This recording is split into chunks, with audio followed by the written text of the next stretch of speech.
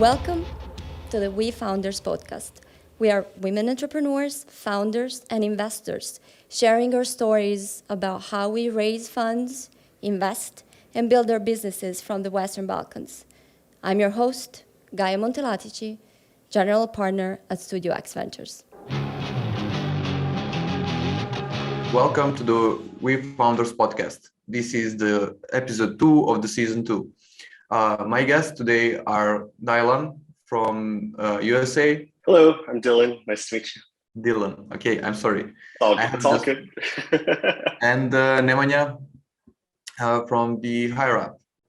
Hi, thanks for having me here. We will talk about same topics you have used to it by now. And the interesting fact is that Dylan have his co-founder from Serbia, whose name is also Nemanja. And Nemanja here has his co-founder in USA. Yeah. So we are going to make some little parallels. How is it to work from Serbia to the US and from US to the Serbia? So guys, my first question for both of you is how did you get the ideas from your startups? I know they're totally different, but there is something we can connect. Sure. I'm happy to start. So Living Spec is a collaboration platform for product teams to sort of define what they're working on over time and why they're working on it, and really hone in on the details of what you're building and why. My co-founder, Nemanja in Belgrade, not this Nemanja, not to be confused at all, has had the idea for a long time, and I had a very similar, if not the same idea independently for a long time. And it's both based on our years of frustration working as consultants and sort of seeing how companies do it wrong. Meaning, as a consultant, you're brought in to build something and you're asked, how much is it going to cost and when will it be done? And you're given very little detail. Or you're an engineer and you sit down and you're in the zone and you're ready to do work and you don't know what you're building because the details are inaccurate or incomplete or incorrect. And so just trying to solve the problem of knowing exactly what the intention is of what you're supposed to build and having the details you need at the time you need them so that you can be as efficient as possible as a product team. That's awesome. I think we would use the app here. I think that's a very useful thing to use. Well, now on me. Actually, Higher App is an idea that I had for quite some time. So I think from 2015. So first to explain what Higher App is, it's a mobile platform. Well, it's more than a mobile platform. It's a platform for on-demand staffing in the US. That means different things for different people and different clients. But we started as a platform that could connect people that have particular skills in the hospitality industry with clients that need those skills on a short-term form. But, like all of the startups in the world, we kind of pivoted and the market pivoted us a bit. So this point, we are more of a workforce solution for large hotels and large hospitality clients. We are currently operating in South Florida, in Miami, and we're expanding to New York very soon. Oh, that's nice. Yeah, it's really nice. So my question now is, because I think both of you have some customers now. Yeah. And what can you tell me about the journey from your idea to the first customer and now? How many each of you have? It's not important, but I just want to know, how does it feel like for both of you? Go ahead. All right.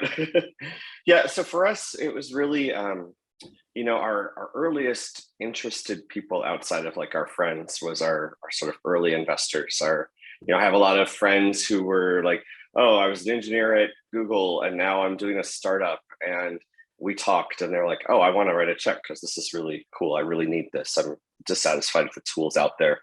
So a lot of our early customers were our early investors, our angels. But then, you move beyond that and people start to find out about you and they realize they need this product and you engage with them. And I'm very deliberate. So we've kind of restricted the number of people we let into the platform so that we have time to talk to them and learn from them and make sure that what we've built is something they need. And if it's not, what can we do differently, or what can we add to the platform? And we've also had some of our best feature ideas from customers, not necessarily them saying build X, but them saying, I need to solve this problem, and then us coming up with a solution to solving that problem efficiently. So now we have a few thousand users, regular users. So we have some paying users, but mostly it's just, I think, a function of like, you just keep working at it, and you go from something that's kind of promising to okay to use to then people are like, wow, I really like using this product. And it feels like it took years and years and years to get there, but in the minds of customers, it just kind of happened overnight. Like, oh, you have this perfect product, I want to use it. It's not perfect, but you know what I mean? Like, they go from like feeling like, oh, this isn't done, to like, wow, I can use this. And for everyone, it's kind of a different point in time where that happens, but more and more frequently, people are enjoying using the product. And so I think we're onto something pretty cool. Could you please repeat the exact question? Exact question. Yeah, I don't know if I answered it. Yeah. When you look back to your journey from just an idea to one customer and now hundreds. Well, it's not hundreds, but I mean, it's a journey. It's something that you have to live through. You have to survive to get to a point where you can really satisfy the customer's needs. We launched the platform in December 2019, and because of my co-founder, who's been in a very similar business to this, we from day one had one paying customers. Obviously, I mean, we are a platform that's not free to use. You pay what you use. I mean, you pay the workers per hour, but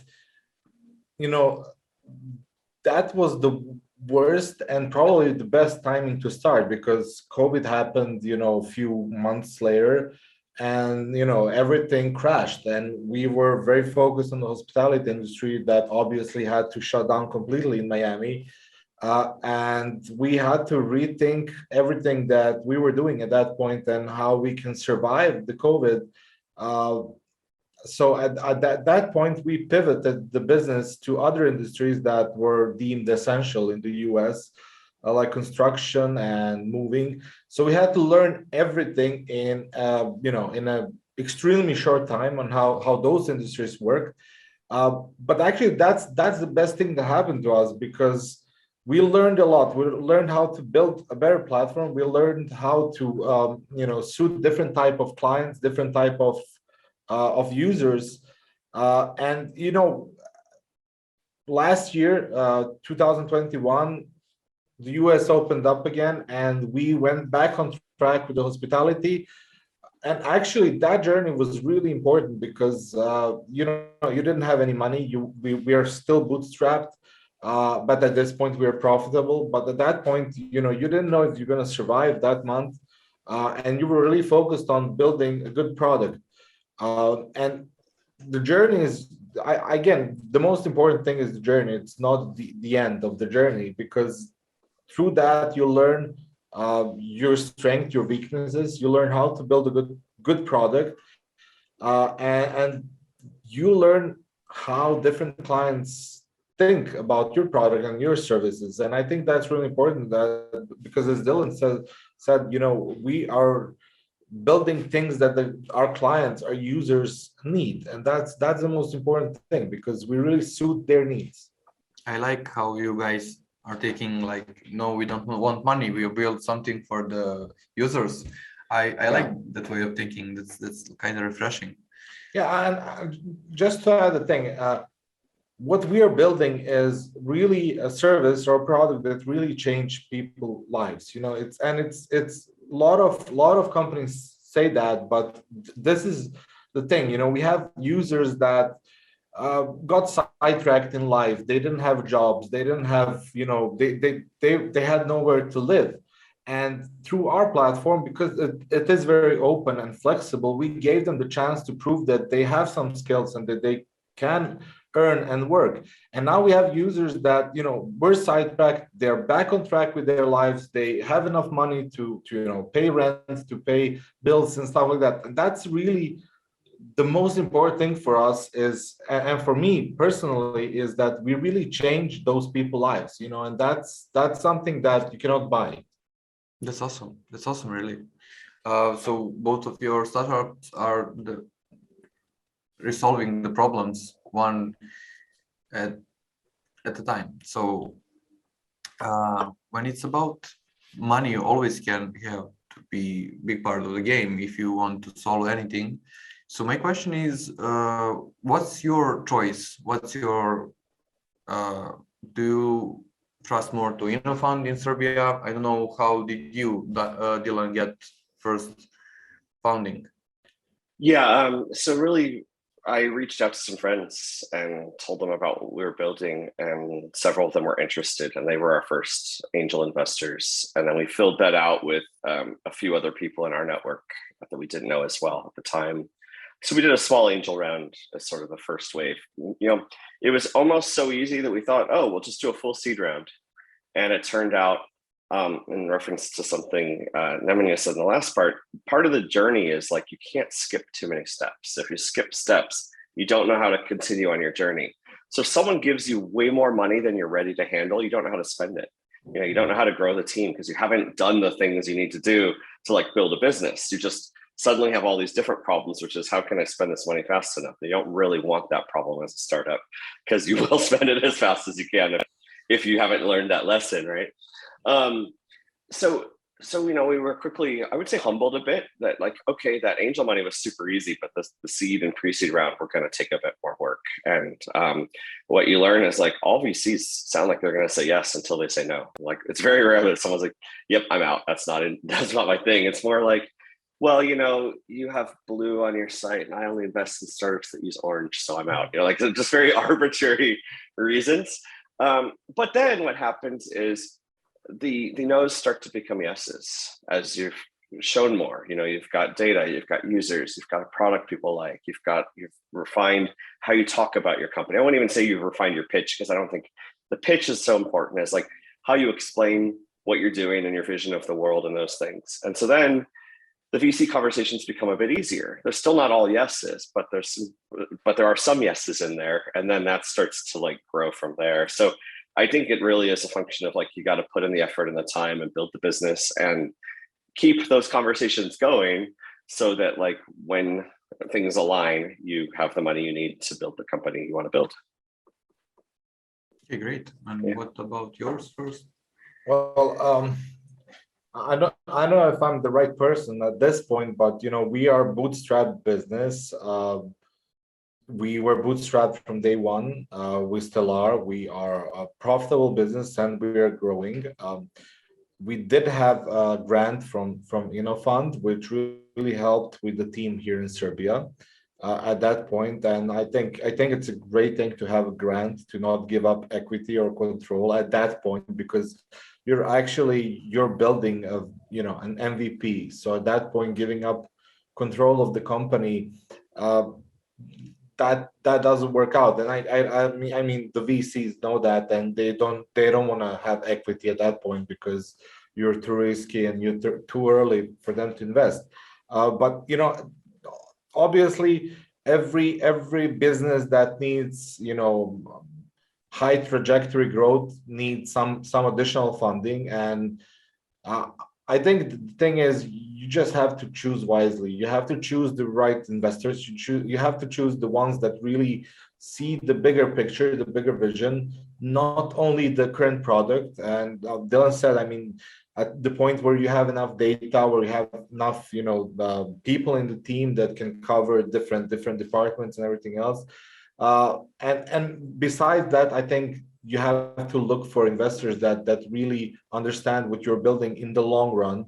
I don't believe in startups as a short-term investment. Obviously, that's a mid to long term.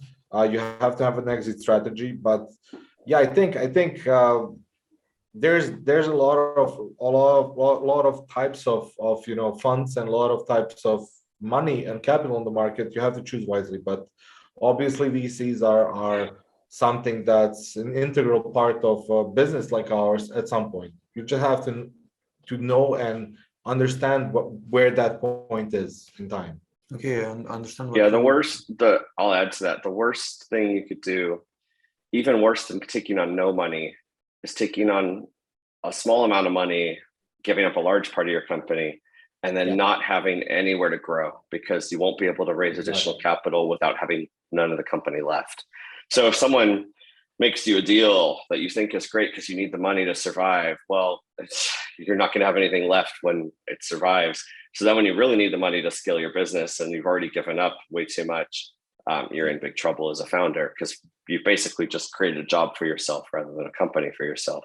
And so, you have to be very, very careful about how much you give up and when, so that you end up with, enough control and enough ownership in your company to make the whole journey worthwhile. Because if it does succeed, you want to be rewarded handsomely. And if it fails, well, at least you didn't fail because you couldn't raise the capital you needed because you had nothing left to give, right? Yeah.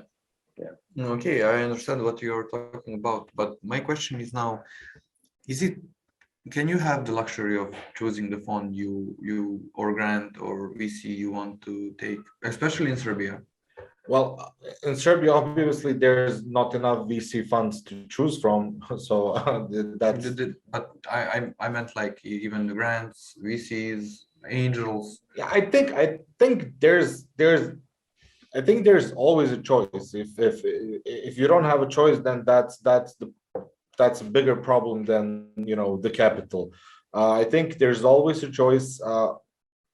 Obviously, a smart choice for me wouldn't be smart for somebody else. So it's very independent on who you're speaking to about those choices. Some VCs hate grants and they don't want to invest in startups that took some grants. Some VCs obviously love that, and it's the same thing with founders and with startups. And I think you can make a wrong choice or you can make a right one. As Dylan said, you can give up too much equity in the beginning, or you can drown in debt because you cannot raise money. So it's a very individual thing for every business. And Serbia is, for me personally, it's not a good example. There's not enough capital. There's not enough organized capital. The states are completely different. There's too much capital that's diversified, different places. You have Silicon Valley, you have New York, you have Miami as a very, very important startup hub for the past 2 years. So there's a lot of capital flowing in, and it really depends on the founders and on the startups of what they where they want to raise. So that's how I see. I mean, you have to do your due diligence, as well as the VCs. They're going to do their due diligence, see if that suits or fits their business model. But you as a founder, you have to do it also. I think it's really important that you choose, and it has to be a good match. Yeah, that sounds like a motto. You as a founder, you choose. Yeah, I think COVID has helped somewhat with respect to this, because pre-COVID, it was common that you had to go meet with a VC in person. And someone in Serbia isn't going to fly to the Bay Area just for the chance of meeting with a VC, right? That's just not going to happen. It's not economical. And but also, it's led a lot of VC funds to invest outside of their geography. Like some VC funds, you talk to them, and you're like, well, we invest in startups in Idaho. And you're like, well, okay, I'm not a fit, right? So you're obviously choosing by their mission. Or you're talking to someone, you realize they're a growth stage startup, which means they're Series A or B or later. So they're not going to fund your pre-revenue business, right? So you're listening for the terms, you're building relationships so that you talk to the right investors at the right time. And if you haven't figured that out, then you're not in a position to choose. But if you've taken the time, talked to enough people, learned how the system works, learned which types of investors might be interested in you early, then you have the luxury of being able to try to choose. But if you don't do that work and you're trying to raise when you're out of money and you're desperate, you're not going to get the choice you want, right? Yeah, that's awesome to hear. Thank you both. That's like, I didn't think that way. I was like, I will have a grant and I will take it, everything, just to. I learned something today. No, nice. Really, I think that most of the startups from Serbia thinks like I did now. Well, I mean, there's a lot of things I would say, and I'm gonna try to not say everything. But startups in Serbia, it's still very early as a concept, phase, and I've been in this startup ecosystem for quite some time. I've mentored over hundreds of startups, probably through ICT Hub, through different organizations, and there is a mismatch between knowledge and reality, or fantasy and reality. I mean, that's a big problem with startups in Serbia. And people take the wrong money. They don't know how to spend it, or they take such a low amount of money that some of the funds in Serbia are giving. And what you're going to do with that 10 to 15 or 20k euros, that's a burn rate for 2 months, if you really want to grow. I mean, I'm talking in Serbian prices terms. So I think there's a mismatch between knowledge, especially a lot of founders in Serbia come from technical universities. They are developers, programmers and things like that, and they don't have the necessary business knowledge. So at some point they get lost in all of those things. And it's even worse if you really have a good product. Then everybody wants to give you money, and at that point you don't choose. So that I'm seeing that happening for quite some time in Serbia. So there's a lot of education that needs to happen for people to understand what's good money and what's bad money, and both of those exist on the market always. Yeah, thank you. So everybody wants to be unicorn, I guess. I mean, that's the exit strategy that you need to have at some point. But yeah, that Dylan, if that's not your upside, you're probably not venture fundable at this point. Because the way a VC thinks is they go back from your exit strategy, which is $1 billion, right? And they work their way back to like what you're going to need to do to achieve that and where you're at today. And it's pretty simple math. Like, okay, pre-seed, it's an idea, right? Seed, it's probably some revenue. Series A, it's a couple million in recurring revenue for a SaaS model, right? And like, if you can't get to that Series A point, you're not going to get funded and your business is going to die. So what's it going to take to get you to like a couple million in recurring revenue, or such explosive user growth that you're the exception to the rule? But if you're exception to the rule, you're probably looking at getting worse terms because, well, you're out of money. So they can, of course, unless you're like the next Facebook, which is, once a decade kind of thing in terms of user growth, right? So what I'm saying is like, you have to like look at the end and work your way back. You don't necessarily know what you're going to sell for, or how you're going to sell. But if that upside isn't $1 billion business or bigger, you're not going to get a $2 million check at seed, because a $2 million check at seed, you realize that VC might make 10 bets of that size, right? So that's say 20 million, right? And they're trying to return a big 10x return on their fund, right? So they're trying to return like 200 million to their investors, right? And to do that, at least one of these companies needs to be worth at least 1,000 times what they invested at.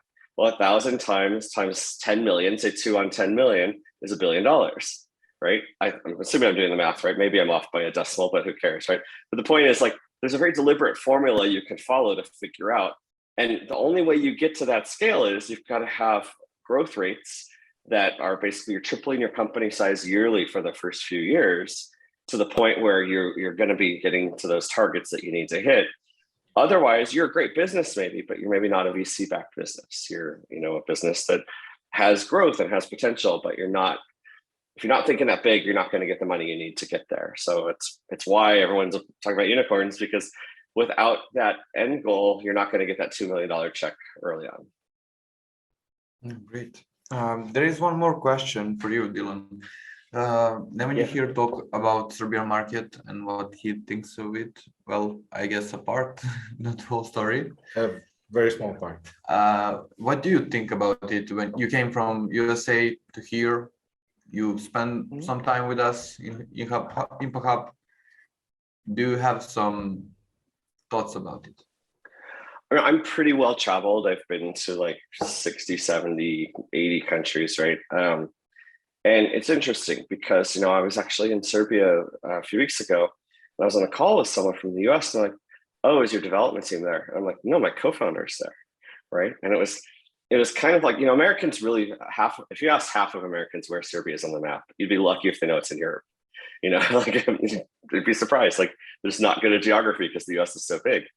But the point is like, there's also like just a bias in Western, in the US and Western Europe that like Eastern Europe is where you go for cheap developers. And I don't really buy that at all. I believe that like there's talent everywhere, right? It's just maybe harder to find or maybe easier to find in certain places. But what I've observed is like there's less opportunity. Like there's not a quality of opportunity across all countries. And I see that changing slowly. But I think that part of it, honestly, is like, so when you say like VC will only invest in a certain region, it's honestly not because of the people, it's because the legal system, right? They want to invest, in C Corps in the US because they know the legal system for that and they know the tax treatment of that. And so they don't know Serbian law, right? And so the time to learn Serbian law would be huge. So they just don't care. But if a Serbian company finds a way to incorporate in America and has a promising business that's growing, they don't care if you're in Serbia or not. They just care that like they're investing in a US C Corp because they know they can get their tax treatment for that, or similarly in the UK or wherever else. So I think part of it is figuring out how to create that opportunity without saying, oh, everyone that's interested in Serbia has to move to the US to get funding, because I don't think that's the case anymore. But it might be that you need to like incorporate in America or incorporate in the UK, or do something like our two companies are doing, which is have a team that's divided across the countries. Is your primary entity in the US or in Serbia? In the US. Yeah, because in fact, even in the US, there's 50 states, but everyone incorporates in Delaware. That's a VC-backed startup because everyone knows the law for that state. And not everyone, but like 99% of us do. And it's kind of silly. It's like one of the smallest states. I just imagine like the whole state is just filled with law firms, and that's it. I don't know what else they do. But it's just like lawyer, filling the state. Maybe not, but that's what my mind is. So really, like if we can unify on legal systems, then we reduce our costs and reduce our risk. So maybe like that's what's actually holding it back more than the geography or more than the people, is actually just the system by which we invest and legalize things and tax things is probably the biggest obstacle. I mean, my opinion is a bit different. I'm not disagreeing, but it's very simple to open a US entity from anywhere you are in the world. So I mean, if that's an obstacle for a startup in Serbia, that shouldn't be an obstacle. That's the education part that I was talking about a bit earlier. I mean, it's a very simple thing to do. You don't most of the times you don't even need to go to the US to do it. So I mean, and I think at some point, honestly, I think Serbia was a very cheap developer destination, and I've seen that in 15 years ago. But nowadays, that's not the case. That's I would even dare to say it's quite the opposite.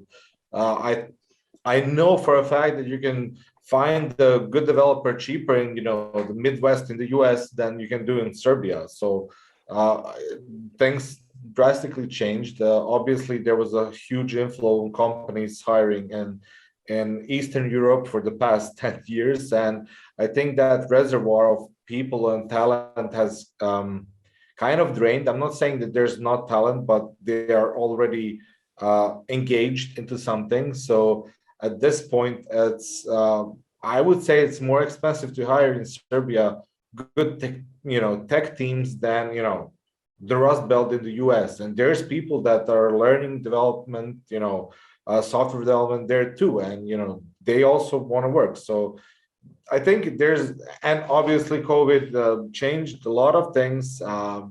It changed the dynamics of hiring. It changed, people are moving out from Silicon Valley, from San Francisco. They're moving to other states in the US, and obviously, when you have lower cost of living than you have in Silicon Valley, you're ready to work for cheaper, and the costs in Serbia are increasing. So it's kind of an interesting point in time where I don't think talent is cheaper in Serbia anymore. I think you can actually find it somewhere else, and it could be cheaper. Oh, wow, amazing. I didn't think that because I know the firms like NCR and the ones who are Well, hiring like for cheap that's money. politics. I know, but that's really cheap. It's like They're getting a lot of grants from the government. That's something that's it's not even marketable. It's Okay. completely different thing, We will stop the field of the politics. I would say maybe 5 years ago it was a 5-to-1 or 10-to-1 ratio between what you'd make here versus there, and now it's much closer to even. If it's not, certain cities in the US are astronomically expensive and have blips, but for the most part, I don't think it's any cheaper there than it is here at this point. Exactly.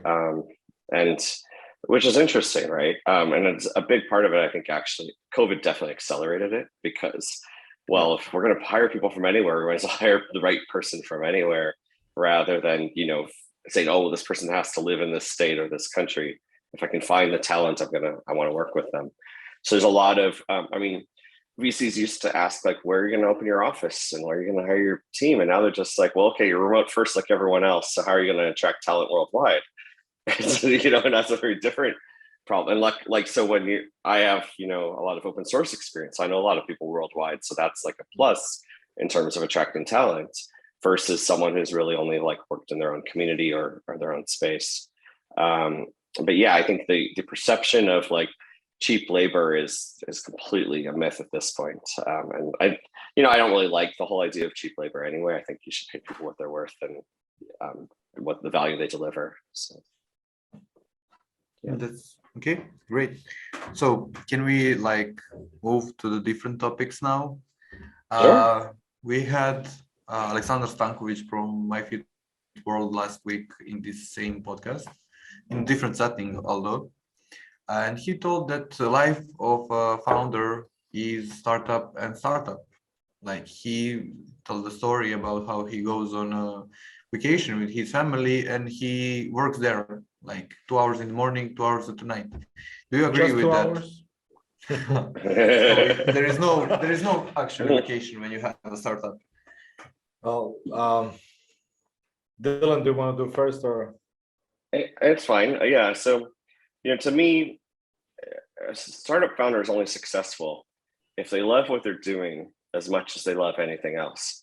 So if it feels like work, you're probably not the right person to be doing that startup. That's me. Like other people have different opinions. That's totally fine. So for me, if I'm going to like spend my time on holiday, working, like it's because I'm really passionate about the thing I'm doing. I really care about building this business, and I do. So yeah, I'm an extreme early bird. I wake up between 3:30 and 4 o'clock most mornings. And the reason I do that is I have 3 kids. And it's the only time in my house that's quiet. No one needs anything. There's nothing worse to me than the feeling of you're laying in bed and someone needs something from you, like because you haven't had time to like wake up and process things. And for me, that's really great because it's like I'm 8 or 9 hours, depends I'm behind Belgrade. So it's a great time to overlap with Nemanja, my co-founder, and other people on our team. But when you're on vacation, yeah, like the first thing you do is pretty much you wake up and you make sure things are going okay, and you do what you can until you're needed by the family, which is if you're an early bird, it's a few hours later. And then similarly, like you put everyone to sleep and you're probably going to check in on things and do a bit more work. And the only difference between that and holidays, like and regular days, is the middle is also filled with all those things. But I think anyone who like does a startup knows that you can't work like 24/7. You work whatever level you can tolerate and be comfortable with. For me, I typically on like when I'm at home, I work from like 4 until about 3 or 4. So 11 or 12 hours. Then I have like my family block of time. But sometimes like if my son's like at a sports practice, I might bring my laptop and do a bit more work while he's practicing. And then we have family time and we do our stuff and I read him to sleep or whatever. And then I might if I have energy, work another hour or two before bed. And that's just, to me, kind of a normal workflow. Weekends are a little different. You wake up and you work a bit, and then, you decide, oh, okay, it's Saturday. I guess I'll go do something with the family, like it's a holiday kind of thing. And then kind of usually finish with some work as well. I can't remember the last day where I didn't do anything, to be fair. Probably at least, it's been more than 2 years since I've had like a true full day off. Flying, I guess, is probably the only time. Like if you travel, like I had a 24-hour travel day and I felt like I was pretty worthless that day. But yeah. I mean, I don't have anything to add. The only thing I need to add is, a founder is not a position. But as a founder, you have a lot of positions in the company that needs to be done at that point, because you don't have enough people in the team that can do things. So for me personally, I don't have vacations in that sense. I don't have free time in that sense, in the classical sense where you work 9 to 5 and, that's it. And I think that's just something you need to get used to. Some people do, some people don't, and that's also okay. If you cannot do that, then probably you shouldn't be founding a startup or an early team member in a startup. And everything is okay as long as it suits you. You have to give up a lot of things in life, especially in this first 1 to 5 years of a startup. Then people tell me it becomes a bit easier. I'm not sure about that, but yeah, I mean that's work and life balance it's a fantastic thing to have, but that's for more stable jobs, more predictable jobs. The startup is very unpredictable, especially if you have multiple roles in the company, as all of us founders have. I mean, from accounting to everything else, you have to know things, and you have to be have the right information to make right decisions, and those the information comes from different sources and different sides. So yeah, I think that's I agree with everything Dylan says. Yeah. I think having good variety in what you work on helps. And so sometimes for me, like, of course, my co-founder and I rarely talk on the weekends. We're like, what, we Zoom enough during the week. If you need something, okay, but like just focus on your work. Or sometimes it's like, hey, if you're going to work this weekend, let's work on something experimental or something creative or something like rejuvenating. If we had like a grinding week of like really tedious development or whatever, maybe we mix it up and we stop putting off that fun thing we wanted to work on that we don't even know if it's a feature, but we want to try it out. And I think that keeps us fresh, it's really thinking if it is like, yeah, we're engineers, we're creators, we're creative people. Let's not lose sight of why we're doing this. So let's do things that are both helpful for the business, but also help us stay fresh and energized too. And for me, also a lot of yoga helps me keep going, so yeah, lots of little things you can do to find balance, even if it's not a time balance, you can still find an energetic balance. Yeah, that's great. It's refreshing to have guests like you to, I have like 10 or 12 questions in my head I wanted to ask you, and I like asked 4 and you answer all 12 in those 4. Yeah, we are very efficient.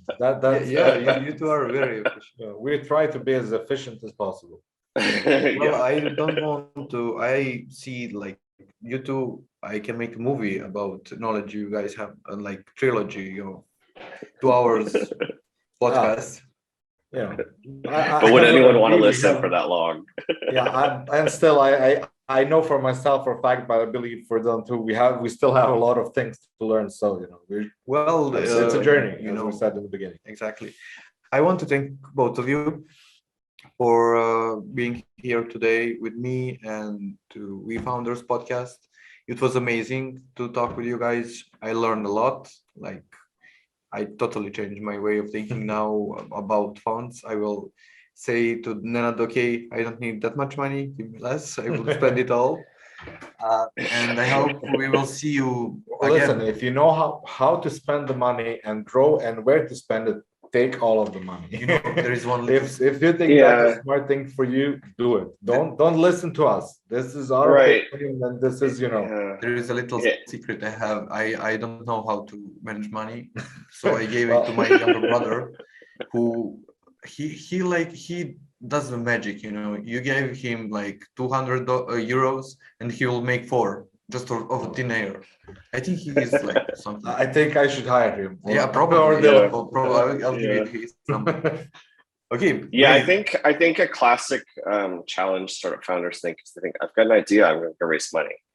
And actually, you need more than an idea typically to raise money, unless you just sold your previous business for so much money that everyone wants to invest in your next idea.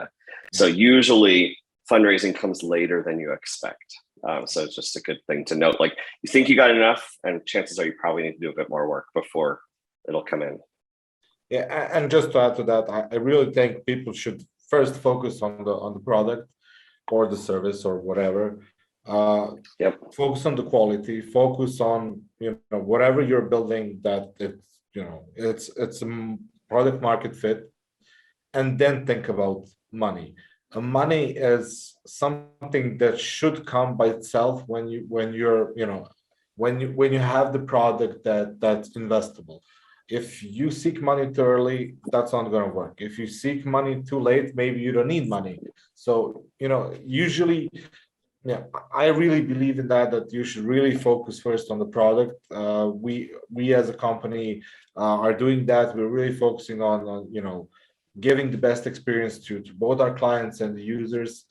And fundraising is something that has to happen, but in a timely manner. Okay, so to sum it up, you have to think, you have time for the founding, be sure in your product. Yeah, that's great. Once again, thank you so much. Thank you. I hope I will see you soon again, maybe with some other mixes. Maybe we'll call your sure. And you can take our opposites and do opposites. Yeah, exactly. Yeah. I hope I will see you soon. We hope. Thank you. Thank you. Cheers.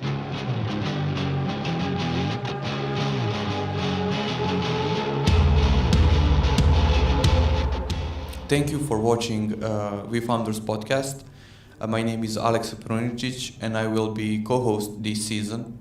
Follow us on Instagram, Facebook, and Twitter.